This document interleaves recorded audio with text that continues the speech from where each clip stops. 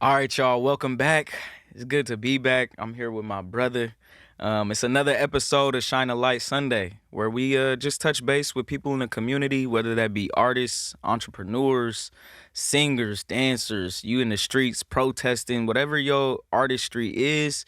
We want to bring that to light and let the community know what you're doing, how you making an impact. And today, like I said, I get to talk with one of my guys. So this will be a real cool, laid back type of episode. But before we get too far into it, Taryn Jones in the building with us. How you doing, bro? Man, I'm doing good, bro. Yes, sir. We Solid. was just chopping it up about a little hoop, Yeah. getting into the NBA season a little bit. Um, his Blazers ain't doing so hot right now, but I always like to give him a little bit on that because normally my Lakers come here and lose, but Yeah. we got the sweep this year, so it was cool. But for those of you who don't know, Taryn is a barber. He works at Classic Men Barbershop, and I've been going to Terrence for the last since I got back 2018, so like a smooth 6 years now. Yeah. So the only person that's touched my head in the last 6 years. So It's been a little when they talk minute. about that barber loyalty, it's real. But man, just a little bit about how you got started. Just why barber school? What was the push to go to school? Yeah, let's see. It was crazy. I was doing some college and my bad. I end up dropping out of tech school. And so I pretty much was just at the crib, and it was one of them situations where my mom was like, if you going to be under my household, you need to do something. So she gave me the idea to go to barber school. Um, and Shout then out moms. yeah, yeah. So shout out Shout out moms. Mom Dukes. Yep. So 2015 I went and got my license 2017 and been rocking ever since. So yeah. Man, that's so dope. I feel like a lot of stories probably end up starting that way. The more I talk to people about their craft, it's usually a turning point where they go from doing something they thought they wanted to do to then really finding their way into their niche. Yeah. And as far as like that start with barber school, what like at what point once you started did you really start to be like, okay, I can kind of rock with this? Uh, I would say that summer before I went. So I had did like a lot of research on like how much like what it takes to be a barber, how long does it take to get good at barbering or whatever. And then I ended up just starting to mess around on my cousins and my brothers. Yeah. And those first couple haircuts went pretty solid. So I was like, man, I think I could probably do this. Uh so when I got to barber school, um, I what was I gonna say? Yeah, so that summer I started getting pretty good. Then I got to barber school, and I was pretty much like by the time I got on the salon floor, I was pretty much doing the most haircuts out of everybody, and Okay. yeah, it was just coming super natural. So I was like, yeah, this is what I'm supposed to be doing. So yeah.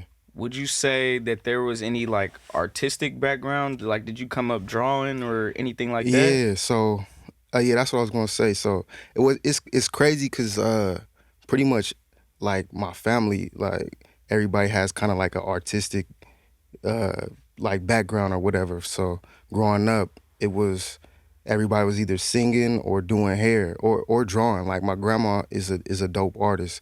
She can draw really good. My brother, he's an artist as well. I used to draw until what I'm saying, being with the bro, and every time I'm Man, drawing something, he drawing way better than me. So I gave that dream up, or else I probably would have been a little better with that by now too. But yeah, so I feel like that artistry is kind of just in the family. So um, yeah, just growing up around that, I feel like helped a lot. And and yeah, so, would you say like, cause I know that you got a few family members that also work in like the hair industry and stuff like that. Was there anything that you tried to pick up from them or like emulate from people you saw or even other barbers? Like once you yeah, kind of got it started with it, like how yeah. did that process work to like try and figure out where your lane was at? I would say yeah, for sure. for for the most part, as far as like, cause most of the hairstylists I know in my family, they're like all females. My dad and my uncle cut or whatever, but like what I learned from like my aunts and my mom is just like the professional side of things, you know, when it comes to like the hair industry, and and then like to this day, my uncle was my favorite barber. Uh, like the way he would cut hair would be like so precise. He's one of the best barbers I've seen, and he never got a license. So, um, so when I started cutting, I would ask him for tips and stuff like that all the time. And then another barber who was huge for me in development was a barber by the name of Nate Jackson. So he used to have a shop called In the Cuts. He Okay, was yeah. super dope. When I first started cutting, he would let me pull up on him and like just watch him cut, and then he would give me like tips throughout the haircut. And then he would have me cut his hair. I'd be nervous, nervous in the mug trying to cut it, Man, but he'd be like pushing me through the cuts and stuff. So yeah, just from like my aunts to my uncle, and my dad cut hair too. He would cut our hair all the time, okay, yeah. and so We grew yeah, up the same exact way. yeah, Pops was cutting our hair. So yeah. shout out to Pops, always holding it down, you know. Um, what's it like as far as being a barber and working for yourself? Like how do you find new ways? Well, first off, just what's it like working for yourself? Man, working for yourself is dope. I would say it, it's it's a it's an experience because you got to have like the discipline. You know what I mean? It because you're getting money. Like as a barber, you're getting paid every day. So just just knowing how to have like discipline with your finances to your scheduling. You don't want to be the dude who's because I can create my schedule, but I'm never available. I'm always on vacation. You want to have that balance of being available all the time for your clients. Knowing how to just be disciplined with your finances, uh, and you know all the above. But yeah, working for yourself is super cool because you don't really have like somebody you have to answer to. It's mainly just making sure your clients are straight. So yeah, it's dope. Would you say a shop is in the works one Man, day or I would never say never. I honestly just from working in the shop and seeing like barbers coming in and out, it never has been something I like wanted to. mm, You know, I never really wanted to manage barbers and stuff like that. But yeah, um, I would never say never though. I definitely think it would be dope to have my own space, maybe like a suite or something like that, okay. uh, and like dive into like maybe like my own products or something like that. So, Ooh, but yeah, okay. Yeah, y'all yeah, heard it here first. yeah, Y'all see them products coming. yeah, You know what's up. But that's what's up, man, because I've always kind of felt similar in a sense to where I mean, and I'm sure you can relate to this, where when you kind of grow up in like in sports, where that team aspect is like it's a good feeling. Like I like working with other yeah, people. yeah. I don't always gotta be the one in charge or calling all the shots. Like if we all finna win, like that's what really matters. Like, you know, just how we say we was talking about hoop earlier, it ain't never really about it's about the wins and losses. And Hmm. like and if we can stack the wins together, Yeah. then what is we doing, you know? So that's always been real cool, and I appreciate you saying that because I think it's dope to have that and hold the space to be like maybe one day I'll Yeah. have it, but it's not the end all be all Yeah. if I don't get For there. sure. Yeah, And so I was gonna say as far as you know you was kind of getting into it a little bit with the like you got to stay disciplined in your finances and you got to make sure that you open the clientele yeah. and keep your schedule open and stuff like that for those who are maybe interested into getting into their you know their own form of entrepreneurship and maybe even possibly the beauty world. Yeah. What are some of those things that you wish you knew when you was first getting Mm. started? Uh, let me see. That I wish I knew when I was first getting started. Yeah. Some of them little tidbits, little oh, if I would have just showed up, you know, 10 minutes earlier Yeah. or doing this at night before the next day or Yeah. No, I would definitely say um, just being prepared for work, um, and being professional. I mean, I knew these things, but just like that it goes a long way, you know what I'm saying? And I'm trying to think, what are some of the things? Like I said before, just being disciplined. Um, I'm trying to think. Uh, Now that discipline is yeah, huge though, yeah, because I feel like that reflects in so many different areas of your life too. Because if you can learn it in one area and then continue to apply it, yeah, and then that discipline just you build on top of that, and that's definitely somewhere where I've been trying to get stronger at. It's just how can I stay disciplined in a multitude of areas. yeah. I also would say, just knowing that everybody's timing is different. You know what I'm saying? Sometimes, like when I first started cutting, I will always look at other people and be like, oh, I want to be right there, and being like in a rush to in a rush for my success. But everybody success looks different, and everybody's timing is different. But just continuing to work hard and to run in the right direction, and you'll end up in the right places.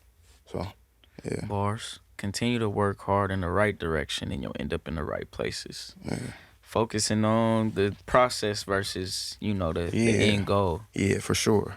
Fall in love with the process for sure. And then when did you realize that it was more of a passion? Because I know that with 2020 and that coming shortly after you kind of got started, like Yeah, I know that it was real hard for people to, we wasn't really supposed to be around each other, and it's like you got to wear the mask now and everything. How did you, find the ups and downs? Because for those of you who don't know, you got married in 2022, right? uh, I got married in 2020. 2020, Yeah, yeah. yeah, So for in sure. 2020 as well, I said Yeah, 2022, but yep. 2020 as well. So yeah, not only are we in like a lockdown, and shout out the missus. Yeah, yeah. Be wrong, I ain't trying to get in trouble, but yeah, like how did that flow, and how did that ebb and flow to keep you kind of in such a crazy time? Like, what was that like? Man, that was the craziest time for me. Like mentally, I'm like thinking like, will I ever cut again? I'm like, you know what I mean? Yeah. Cause we can't be close to nobody no more. So, um, I would say, uh, yeah, just what was the first question you asked? Just like as far as the passion with cutting versus being Yeah, a okay. hobby, or like really knowing that you this was something you wanted to do long term, Yeah, and then kind of balancing that with with, everything that was going on and not being able to be in the shop and stuff like that. yeah. I just tried to just stay f- just stay focused during that time. And I I don't know. I always knew like it was something I was passionate about. You know what I mean? And yeah, during the pandemic, once we got through that, I mean the sky was the limit for me. So I Yeah, don't know. I'm trying to think think of everything I was going through during that time. But yeah, yeah, I know it's crazy to yeah. think that we, you know 3 years 3 years removed removed. from Yeah, that type of isolation, so to speak. And with the little, not little, but the winter ice storm and weather snowstorm we just had here, I imagine people started to get a little bit of that, like, dang, we back in the house again. It's been okay. It's day 4, day 5. Oh, I yeah, ain't got power. We ain't got Wi-Fi. yeah, Like all the different ways that we have tried to learn to stay connected or to get through these times, yeah, and now here we are, like kind of going through some of these things again. It was interesting to me to see how those two times related, yeah, but how it's also now kind of shaped how people interact. Like I yeah, notice a lot of times people is real quick to just kind of keep to themselves now, when it seemed like it used to be a little bit more. You see somebody that say what's up or hello, and now I don't know, people they kind of keep to themselves a little bit. Would you say you noticed that, like being in a barbershop setting? Like we grow up, like the barbershop is where you learn in there, you go with your pops or your uncle, yeah. and like they talking sports, they talking all types of stuff, Mhm. politics, whatever it may be. And then that get taken away would you say there's been any like shift in the essence of the barbershop? Yeah, I would say a little bit of a shift. Like, I would say one thing I would say that shifted in a good way is just I feel like um, for me personally, everything is. I feel like as far as like appointments and people being more punctual with that, because when we first came out of the pandemic, there could only be like one person in the shop at a time, stuff like that. So people kind of had to be like on time in their little time frame, or you know what I'm Yeah. saying. But I feel like the shop isn't as packed anymore. I feel like well, I noticed like when people come to the shop now, you'll get people sitting in their car waiting for their appointment rather than sitting in the shop waiting for their appointment. So that's one of the things I noticed. We have less people inside now. You see more people waiting in their car, and then when it's time for their appointment, that's when they'll come in. So I would say that's Yeah. one of the things I noticed. That's Yeah, interesting because I enjoy me some time just sitting in the chair, whatever game is on or yeah, whoever cracking yeah. jokes. That's one. Like especially at y'all shop, I know it's always good energy at Yeah, Classic Men. I can count on that. Like it's always a good time. Everybody gonna treat you right. They might crack on you a little bit from time to time, but it's all in love.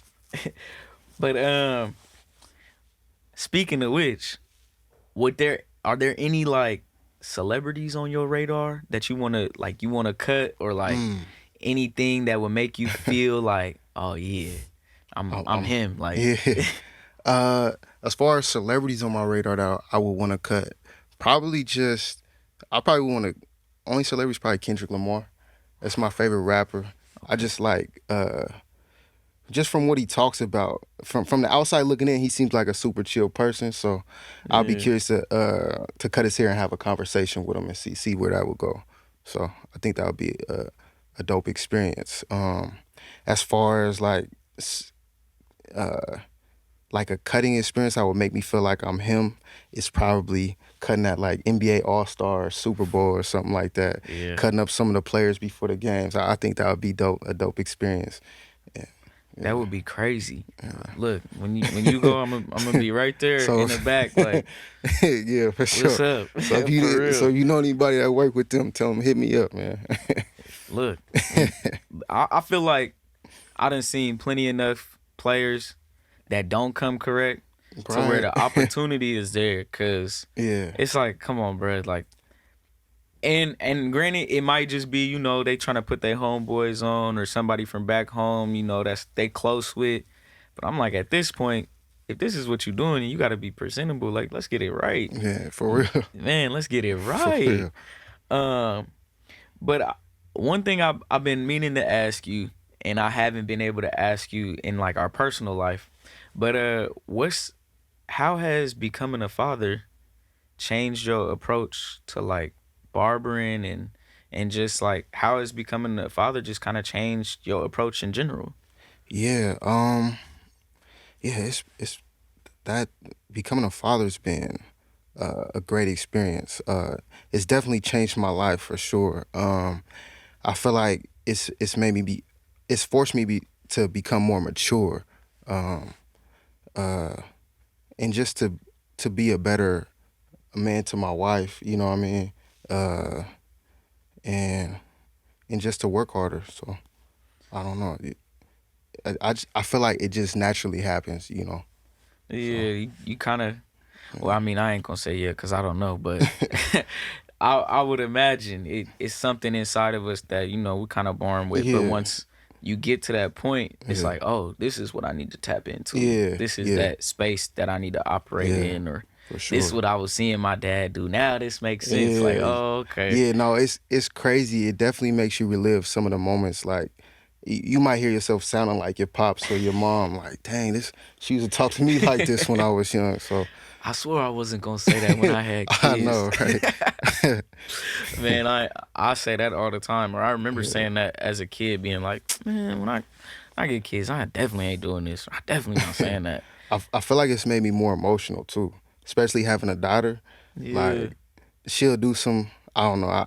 I might just even look at her at night. I might just get emotional sometimes. I don't know. It's crazy, that's but real yeah, though. I feel like them is the small little like joys and wins that Yeah, a lot of people don't get to talk about and some people don't get to experience, but they keep you going. yeah, They're able to really, it sounds like it's able to really fuel kind of where you're at in this stage of your life, like that new, this is a real new experience, yeah, and being able to, you know, you putting on for your family now and not just yeah, yourself, for sure. and having that shift. So Yeah, I love that. yeah. As far as like opportunity wise, where would you say barbering has like led you to some really strong opportunities? Uh, man, just opportunity wise, just I've met some incredible people cutting hair. Just some of the people who graced the barber shop. Um, it's been pretty cool. I'm trying to think of some of the opportunities I've got. I've definitely got to cut like a few celebrities. And that's been pretty cool. But I feel like what's even cooler than that is just uh, building relationships with people.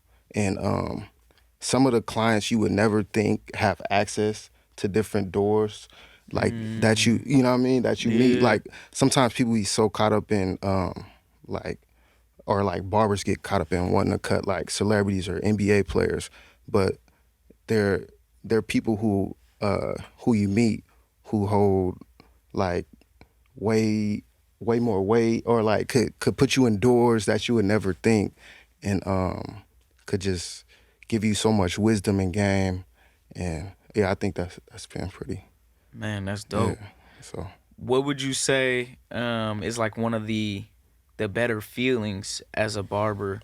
Say somebody maybe sit in your chair who ain't never been in your chair yeah before, or like, what's that reaction that's like, oh yep, like what are those kind of experiences like? What is man that? um I would say like cutting kids and seeing like the parents reaction to like a first haircut. I think that's cool in the kids reaction, you know. um or I feel like what's dope is when I first start cutting a kid, they're like they might be super fussy or something like that, and then seeing them evolve from being like a kid to like from like 1 years old to 5 year old. Now they sit in a chair every time they look forward to coming to the shop, and Yeah, just having them look up to you. You know what I'm saying? So I think that's probably like the coolest thing for me. Yeah, that's what's up. yeah, I can definitely relate to some of that working and like teaching in some of the schools when you yeah, get them kids that like they go from like, ah man, I don't want to do this, and then you know you show up next year and they like, oh, yeah, okay, like yeah, I know you, like I'm ready to yeah, participate today. You yeah. like, oh I think cutting like high schoolers is dope too, cause like like they just got that pure. I mean, middle school to high school, like they just got that natural like excitement for you know what I'm saying, getting cut and bringing. Then they'll try to bring all their other homies or whatever. And I feel like at that age, especially, they look up to you as well, trying to check your shoes out or you know what I'm saying, all that right, good stuff. So nah, yeah, that's real, bro. yeah, That's real. Um, and then as far as like your cutting, I know you kind of mentioned it a little bit. You said your uncle was your favorite barber yeah, and things like that. Are there any barbers right now that you see and you like, oh, he in my top five, or like he in yeah, my top yeah, five? for And sure. are you stealing stuff from them, or like, you know, Uh, trying to mimic that, or just kind of looking at what they doing and doing your own thing with it? Yeah, yeah, there's a few barbers I like. As far as like social media goes, I like there's like three barbers that are my favorite. Kenny Duncan, Chuka Torres, and Bones the Goat. Them is my favorite like on social media. And Yeah, I definitely like I see what they do. I try to like mimic as far as like their haircuts because they're like the dopest barbers in my opinion. But as far as like top barbers that I know personally, Paco for sure. Paco's like super nice with it. You yeah, know what I'm saying? Got his own shop. He's cut like some of the stuff he's done with haircutting you'll never know because he never posts. So right. I feel like that's what makes him dope. He doesn't really care about like the social media, but he's him in real life. So, like Paco from the barbershop, you know what I'm saying? The, that's probably like who I look up to for sure out here. Yeah, that's what's up. And then lastly, just anybody you wanted to shout out, man. Like what would be your message to that next generation of barbers coming up, or maybe somebody who's older and looking to switch it up? Like what's something you would tell them, or kind of some advice? Just coming from T Jones. Uh, Man, I would say um, advice.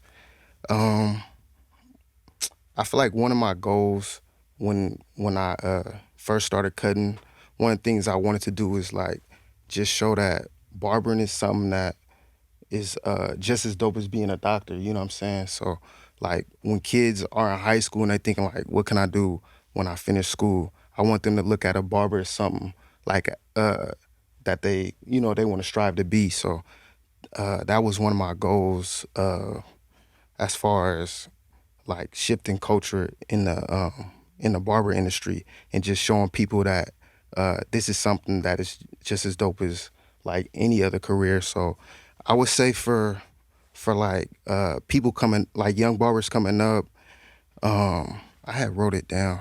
Let me see. I Yeah. wrote down some of my like goals and stuff. I would just say uh um just knowing that nothing worth having comes easy. You know what I'm saying? I mean, let me see. Yeah, nothing worth having comes easy, and just uh, build your foundation brick by brick. You know what I'm saying? Knowing that don't look at other people as like what you want to do or whatever. Knowing that your timing is your timing. Everything that's meant for you is meant for you, and yeah, that's all I gotta say. So yeah, Man, that's well said, well put. Um, and we just gonna leave it right there. We yeah, appreciate y'all for tapping in with us today. It's been another wonderful episode of Shine a Light Sunday, and we hope you catch us on the next one. All right.